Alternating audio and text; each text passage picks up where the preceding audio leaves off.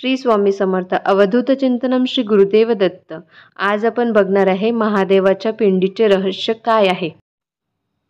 तर घरातील जे देवघर असते त्यावर महादेवाची पिंड ठेवावी, मूर्ती किंवा फोटो नाही। घरात देवघरातील पिंडीवर नाग नसावा तथा नंदीही नसावा। पिंड साधी दगडी असली तरी चालते, मात्र शक्यतो पितळेची असावी। देवघरातील पिंड 3 इंचापेक्षा मोठी असू नये, ती 3 इंचपेक्षा छोटी असावी।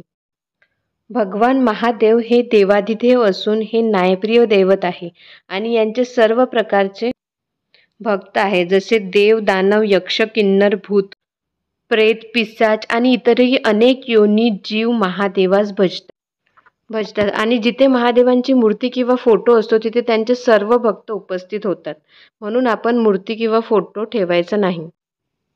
ज्योतिर्लिंगाच्या ठिकाणी तथा महादेवांच्या पिंडीला संपूर्ण गोल प्रदक्षिणा करत नाहीत, तर अर्धी प्रदक्षिणा करून नमस्कार करतात। कारण उत्तर दिशेला वरील सर्व भक्त हे अदृश्य रूपाने उपस्थित असतात तथा उत्तर दिशेने महादेवांच्या पिंडीवर जलाभिषेक घातलेले पाणी तीर्थ रूपाने वाहत असते, म्हणून ते ओलांडून गेल्याचे पाप लागत असते।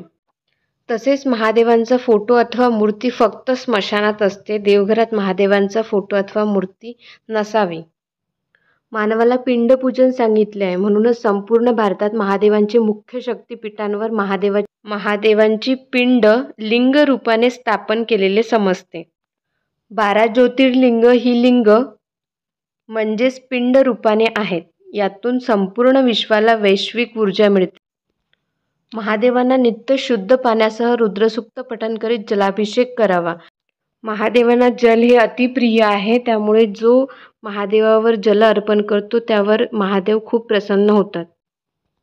महादेवांना मनापासून मोठ्या संख्येने एकत्र येऊन सामुदायिक जलरुद्राभिषेक केल्यास विपुल पर्जन्यमान राहते। गुरुचरित्रात असे म्हटले आहे की नित्याच्या रुद्राभिषेकाने आरोग्य मिळते, अकाली मृत्यू टळतो आणि मनुष्याला दीर्घायुष्य प्राप्त होते। तसेच श्रीमद भगवद्गीतेमध्ये पण म्हटलेले आहे की जो नित्य रुद्राभिषेक करतो त्याच्या घरी सतत लक्ष्मी राहते, तिथे सदा सुख समृद्धी नांदते। भगवान शंकराविषयी थोडी काळजी बाळगणे आवश्यक आहे। उत्साहाच्या भरात आपण आपल्या हातून काही चुकीचे तर घडू देत नाही ना, याकडे लक्ष देणे आवश्यक आहे। तर जाणून घेऊया पुढील 7 गोष्टी ज्या कधीही शंकराला अर्पण करायच्या नाही आहेत आणि ते का करायचे नाही आहेत तर ते बघूयात। शंख, तर भगवान शंकरांनी शंखचूड नावाच्या असुराचा वध केला होता। शंख हा विष्णूजींचा भक्त असल्यामुळे त्यांची आणि लक्ष्मीजींची पूजेसाठी शंख हा वापरला जातो, परंतु शंकराच्या पूजनाला शंख वापरता येत नाही। त्यानंतर हळदी कुंकू, आपल्याला माहीत आहे शंकरजी हे वैरागी आहेत, त्यामुळे शृंगाराशी संबंधित कुठलीही वस्तू शंकर भगवानांना अर्पण केली जात नाही। हळदीलाही आपण सौंदर्यवर्धक म्हणून मानतो, त्यामुळे हळदही त्यांना चालत नाही। हळद कुंकू हे विष्णूच्या पूजेसाठी वापरतात।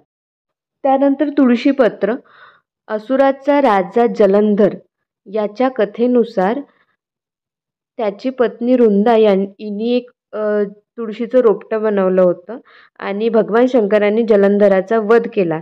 तिथपासून रुंदाने ठरवले होते की शंकर भगवानांच्या पूजेमध्ये तुळशीचा उपयोग करायचा नाही, म्हणून आपण तुळसपत्र कधीही शंकराला वाहत नाही। त्यानंतर नारळ पाणी हे कधीही शंकराच्या लिंगावर आपण अर्पण करत नाही, कारण नारळ हे लक्ष्मीचे रूप आहे आणि आपण प्रसादामध्ये पण नारळाचा उपयोग करतो आणि जे पाणी आपण शंकरजीच्या लिंगावर वाहतो ते निर्माल्यामध्ये जाते, म्हणून नारळ पाणी कधीही लिंगावर व्हायचे नाही। त्यानंतर उकळलेले दूध किंवा बाजारात मिळणारे पॅकेटमधील दूध याचा वापर करणे टाळावा, कारण त्यामध्ये भेसळ असते आणि उकळते दूध हे वापरण्या न मागचं कारण हे की त्यांना शक्य तितका शीतल वस्तू अर्पण करायच्या असतात, त्यामुळे उकळलेले दूध, बाजारात मिळणारे पॅकेटमधले दूध वापरायचे नाही। त्यापेक्षा गंगाजलाने अभिषेक करावा। केवड्याचे फूल, जेव्हा शिवमहापुराणानुसार जेव्हा विष्णू आणि ब्रह्मदेव यांच्यामध्ये वाद सुरू होता तेव्हा केवड्याला भगवान शंकरांनी शाप दिला होता, म्हणून केवड्याचे फूल हे शिवशंकरजींना वर्जित आहे। तसेच सेंदूर पण शंकराच्या पूजनेला वर्जित आहे, कारण तो पण एक सौंदर्याचं प्रतीक म्हणून आपण लावत असतो. म्हणून शेंदूर पण कधीही शंकराच्या पिंडीला लावायचं नाही. या सगळ्या गोष्टींची काळजी आपल्याला घ्यायची आहे.